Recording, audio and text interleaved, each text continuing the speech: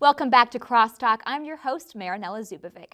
Today we are looking at Changing Minds, a brand new musical that world premiered at the Poplar Pike Playhouse. With me now are the men who created Changing Minds, book writer and lyricist David Howard, and the composer Bret Simmons. Thank you both so much for joining me today. Thank you. Before we talk about, opening night and how successful, wonderful it was, I want to get into your history of working together a little bit. What can you tell us about that? Mr. Howard or Mr. Simmons, either Go one. ahead, David. Okay. Well, we met, maybe 5 years ago? A Something little like longer than that. 5 or 6 years ago. We were on a panel, we were two artists. An arts panel? Yeah, we were fellow panelists, and we just happened to start talking afterward, and Bret told me that he was, his love was musical theater, and I had a play that I had always thought, that might make an interesting musical. Mm-hmm. And I said, I have this play, and I can't tell you how many times I've been in a situation where I've brought something up like that with a potential collaborator, and it's been a disaster because, you end up hating each other, or one of them's lousy, or they think you're lousy, or but it's just been such a wonderful experience because we have a great time, and Bret is very, very talented, and I think we do a good job of helping one another to be better. He helps with the book and the lyrics, and I offer my opinions. And vice versa. Absolutely, it's good check and balance. Yeah, it really is. It really is, and it's been really fun. We've developed 3 pieces now, and almost 3. And that piece that we talked about, by the way, eventually made it to off-Broadway last year for a run called Falling for Eve. Right. Yeah. So it's been really fun. So it's been nice. Oh yeah, we're great friends, and we have very similar sensibilities of things we like. Yeah. And I wanted to ask you both individually about how it's very unique. It's actually very rare for a writer and a composer to be there with the cast, working one-on-one as they're making the show happen. What was it like for both of you to be part of that? Yeah, well, probably for most high school shows, yeah. For most professional shows that are new, that's usually the rule rather than the exception. But it was extra fun and satisfying to work with the kids here. Great kids, and everyone was eager, and it was awesome. And also, it was really valuable for us because my gosh, because, especially we're two old white guys people who are writing about teenagers, and it's really valuable to be able to go to people who your age and just say, "Is this real? Is this honest? Is this we really wanted it to be real. We wanted it to be authentic. So the chance to be able to develop this with the actual people who it is was priceless. And for high school, it's out of this. I mean, it's not even imaginable for something like that to happen normally. For you to have those people right there with you during the process. It was a perfect marriage. Well, perfect marriage. Yes, and it was very, very fun. Yeah, it was very fun. cool. And Mr. Howard, you got a little bit emotional actually. I did. Right before I'm one of those men who's comfortable with that, so I don't feel it's perfecly all right. Absolutely. There's nothing wrong with that.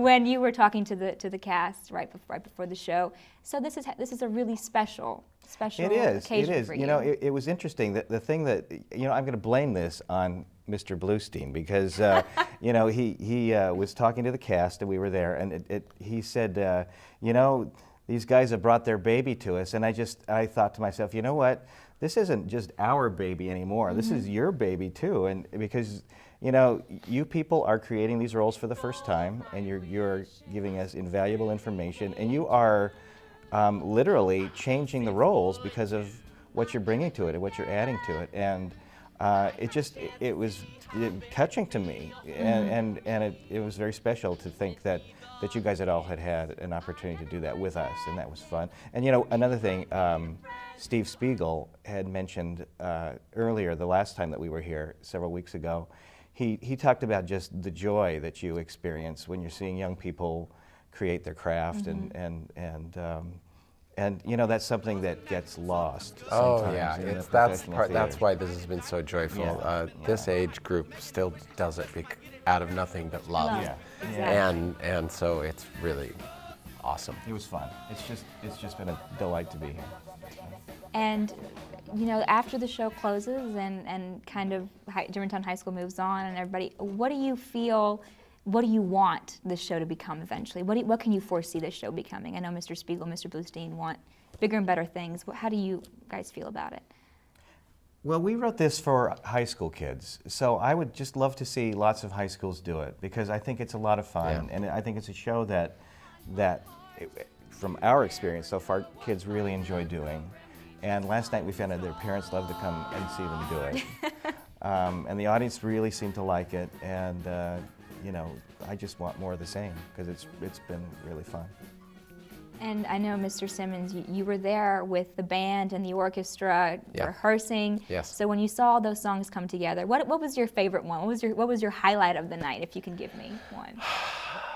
Well, I will say we've talked before, and I think Yes. one of probably my favorite song, and I have no idea why, in this show is "Get a Life," because it's probably not the type of stuff I usually write, and I think it kind of turned out good. And it's very efficient. The song is efficient, and it sounds real, which I like. And I thought that the band played it awesome, and I thought that Drew did a fantastic job. He was really on fire with it. It was perfect. He played it perfectly, I agree. He did. He hit it out of the park on that one. And Mr. Howard, I know you must have a personal connection to all these characters that you kind of put together, but is there one that really stood out to you, or can you not really differentiate? You know, what I would say is, of course you spend much more time with the major characters, because they have these major arcs that go, they're what, you know, that's the foundation that holds the show together.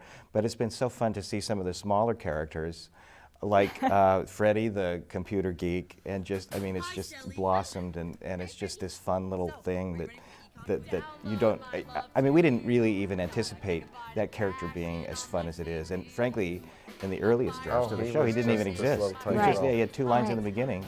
And Chloe, the goth girl, who's played by Chloe, someone very special. beautiful goth girl, very talented actress. Yes, that's another role that expanded because of the person who was doing it, and what a great job she was doing, and the role that it filled in the show. So that's been really very fun and rewarding to see it kind of become its own self and take on a life of its own.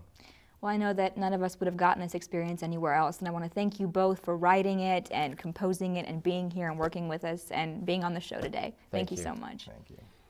We're going to take another quick break. Joining me next will be 2 of the performers from Changing Minds, Melanie Colhan and Rachel Shannon. Stay tuned.